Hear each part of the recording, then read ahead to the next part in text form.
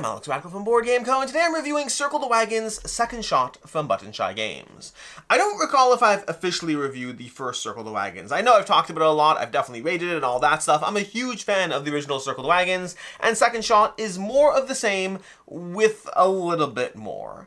But with that said, I guess going into this, you already know I'm a huge fan of what Circle the Wagons does, and I don't think it's possible to like Second Shot or dislike I don't think it's possible to have a different opinion of Second Shot than you do of Circle the Wagons. I do think it's possible to have a possibly improved opinion because of the combination of the two. With that said, let's go ahead and dive into this. This is a two-player drafting game. You're going to start with all these cards over here, of which you're going to pick 3 of them randomly, or just pick them however you want. You could draft them, you could do it randomly, whatever your heart desires, and put them in the middle over here. That's going to be your scoring cards. These tell you how you score. Then you put the rest of the cards out in a row where players are going to be drafting. This is a 2-player game. There's a solo mode as well. I don't care for it, but there's a solo mode as well, but you're playing a 2-player game where you draft cards. The way that works is whoever's going first, the other player chooses which card they start. And so to begin with that, let's go over the goals. This one is steer clear. You get a point per row and column without a cow. So you kind of want to build big, but then not have cows, because each cow messes up at least one row and column, denying you those points. We have diagonal instead of diagonal. 2 points per wagon anywhere on one diagonal of your choice. So again, you're kind of building large anyway because of that, so that's nice. Just make sure you don't have those steers. Then we have ghost town. We have score points per unique symbol in your largest desert group. And so now that we know that, the first thing I'm going to do, let's say I'm second player and I'm choosing who goes first or whatnot, or if I'm second player, that means they're going first, I don't want to give them a good starting card. This is a good starting card, as is this. What I'm going to do right now is I'm going to say that this is the starting card. And that's going to force them to either take this card, or whenever you skip cards, because you can go as far as you want, taking whatever card you want, but your opponent gets all the cards you skip, which means usually you're either taking the current card, or maybe skipping one. In rarer cases, skipping 2. It also depends on which goals are in place. Sometimes you want small maps. There's things to do. But either way, for right now, I'm going to take this card. So I'm going to say this is the starting card. My opponent does think this is good because it's already 2 wagons on a diagonal, so that's good. They're going to take this card, putting it onto their board, and then that means I'm going to get this card. This is where I'm going to clear the board a little bit just to be able to show you how things score. So I'm going to clear a little space from these cards, just moving them out of the way. So I'm going to start, let's go ahead and build our 2 grids down here. These are the 2 players and the way they're going to build their grids. From there, it's now my turn. I could take this one. This isn't necessarily bad, but it's also not necessarily good. It has a steer in it. It doesn't really do anything for me. It just helps towards building a larger area. But honestly, this is a mistake. I took these steers. That was a mistake. Tactical error. Tactical error. I will take this card and I'm going to place it covering that. You can place a card such that they touch or that it covers anything. You cannot place it under. You can place it over in any capacity or touching. You can't throw it off to the side over here. So I'm going to place it covering the steer, the cow, because I want to try to get points for that steer clear, which means right now, if the game were to end, I would get points for this row and this column, but these rows and these columns, I can't get anything for. So I need to continue to cover these up. My opponent goes, again, nothing amazingly great right now. This gun symbol is helpful though, because we want points for unique symbols on your largest desert. So they'll place this one over here. Actually, they'll probably place it over here because it'll make it easier to cover that steer if they want to. So they'll place it over here, connecting those. They're working their way towards the points for Ghost Town.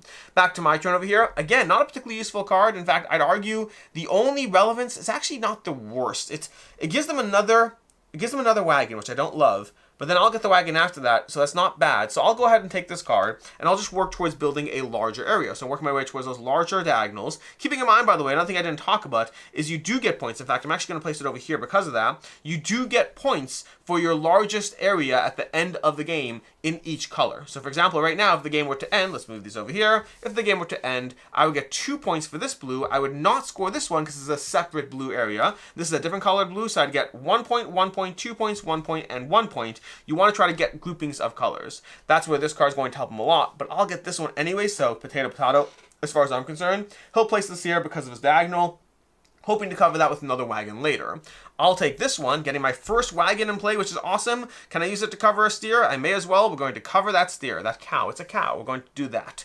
They're going to go over here. This does help them with the wagon. You could place cards upside down, by the way. There's no requirement to place them facing a specific order. So this one could go over here to continue that. It could cover this, but then it will also cover that red. So I think placing it down here is better overall. And then I'm just going to finish placing these 2 cards, ignoring the fact that I put some off to the side over here, just to show show you how scoring would work. Next player, back to me over here. I do still want that wagon. This section of yellow is great for me. Oh my gosh, it's great. So I'm going to take this, and I kind of wish I could put it over here, because then I would get that section. Oh, this is tough, because if I get 4 different ones, I bump to 3. So it kind of does become potato, potato, unless I can do this. No, I can't get it there. I could do this. That might be worth it. I don't know if this is the right move, but I'm going to do this to get that over there. And that forces them to take this, by the way, which this is the worst card to end with just because of the way it's structured. But they'll try to minimize the damage on it by placing it somewhere where they're anyways not scoring for this row. And they're just honestly, they'll do it like this. Because that way, they're not really changing anything. They're not really changing what they lose points on.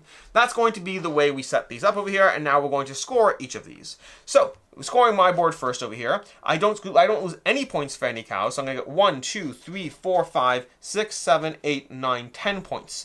Then I get 14 because I got those 2 wagons over here. That's 14. And for Ghost Town, I have 4. That's going to be 3. That brings me to 17. Then for the colors, 18, 19, 20, 21, 22, 23, 24, 25, 26, 27. I will end with 27 points. I think I did it correctly. I went a little fast, but 27 points. Over them over here, they're going to get nothing, nothing, nothing. 1, 2, 3, 4, 5, 6, 7, 8. 8 over here, they have 8. They have 9, 10, 11, 12, 13, 14, 15, 16.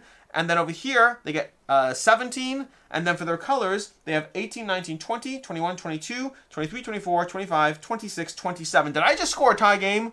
I think I just scored a tie game. 27 points each. That's going to be how you play Circle the Wagons. You're drafting. You're drafting while you work the various goals. The fun part is every single card in the back has a different goal on it, which gives you a ton of variety to the experience because of the fact that you have these stack of 18 cards. 3 of them are going to become goals, and everything else becomes what you're trying to do. That's how you play Circle the Wagons. But this is second shot. This is a set of new 18 new goals. You can play it the same way you would play Circle the Wagons, no changes to the game. Or alternatively, you can play Circle the Wagons. There's a term for it. Nope, there's not a term. I thought there's a term. The newfangled variant.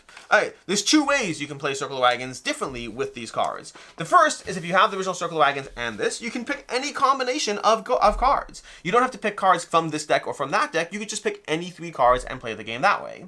And then have the other 15 around in a circle. The other way is the newfangled variant where you effectively play 2 rounds. What you do is you take the first set of cards, and again, you can either do it structured 1 and 2, or you can shuffle them up, make 2 18 cards deck, and then you start to play the first round the way you normally would, but at the end of the first round, you don't score for the terrain sizes, you only score for the goals. Then you remove the goals, and the player with less points draws 4 cards, chooses 3 of them, and creates a new set of goals, not getting rid of your territory. So your territory is still there, and they choose goals that effectively start the next round, but they can choose them based on the things they already put into play, giving them a slight edge, which helps because they're currently losing. And then you play a second round, scoring the new goals, plus the territory sizes. Basically, you're going to have a territory that's potentially twice as large. I say potentially because you can build over, so you don't have to have twice as large, but it could be twice as large, and you're going through 2 full rounds of it, which to me is just Circle the Wagons, but more fun. It lets you grow more and do more, so the potential for scoring is higher. I'm not going to say I'm always going to play it that way, but it's just a more fun version of Circle the Wagons, which kind of makes me realize you probably could have done this all along, but just having 2 Circle the Wagons, better this way to be clear, but 2 Circle the Wagons would have functionally probably achieved the same thing. But with that said, as far as the review goes, this is going to be a fairly short review. I love Circle the Wagons. I think it's a really fun, very travel-friendly, very affordable, very easy to play. It's a great 2-player drafting game. My only real complaint is I don't care for the solo mode. I'd rather play Sprawlopolis if I'm going to play the solo. Sprawlopolis is a similar game design from Button Shy as well. Very similar card overlaying, very similar structures to the goals. I'll just play Sprawlopolis solo. That one has a 2-player mode. I wouldn't do that. I play Circle the Wagons 2-player, I play Sprawlopolis 1-player. But that said, it's just a fun game. It's a fun game where you draft cards. There's a lot of variability to the way you're going to be scoring because the goals, the combination of goals, the types of goals. You can even have goals that conflict with each other, forcing you to pick and choose how you do it. The default scoring for terrain types, it gives you a lot to consider as you figure out the draft when you go through it. It's just fast-paced, fun, cheap, affordable, travel-friendly, all those things. Circle the Wagons Second Shot is not better than Circle the Wagons on its own. It's just different. I don't know. I mean, I've played Circle the Wagons enough that I appreciate having new goals, but that's me playing it a lot. It's not a better game. What it is better in is the fact that it allows you to have a bigger, funner session of Circle the Wagons. So to me, Circle the Wagons is still an absolutely fantastic game that I highly recommend. Rating-wise, I'm coming in at a 4.5 out of 5. It's still a great, fun, simple, easy to draft, easy to play game. One of my favorite games from Button Shy. As far as other game recommendations, definitely check out Skulls of Sedlec, which is my favorite two-player drafting game. For drafting, it's probably drafting. It's drafting in a matter. Two-player. It's a two-player card-based game from Button Shy. Very similar structure as far as what you're doing, but very different in terms of how it actually plays out. But I highly recommend Skulls of Sedlec. And then I mentioned it already, but if you want something like this but solo, check out Sprawlopolis. There's a whole lot of versions of Sprawlopolis, Naturopolis, Agropolis, Casinopolis. They have a whole lot at this point, but all of them give you some different flavor to it. I think Sprawlopolis and Casinopolis might be my favorite. I like the theme. Sprawlopolis is going to be my favorite, but honestly, I have all of it for all of it, and then you can combine some of it in different ways as well. In any case, until next time, I hope you found this review helpful. I'm Alex Radcliffe from Board Game Co., and as always, I hope you have a good one.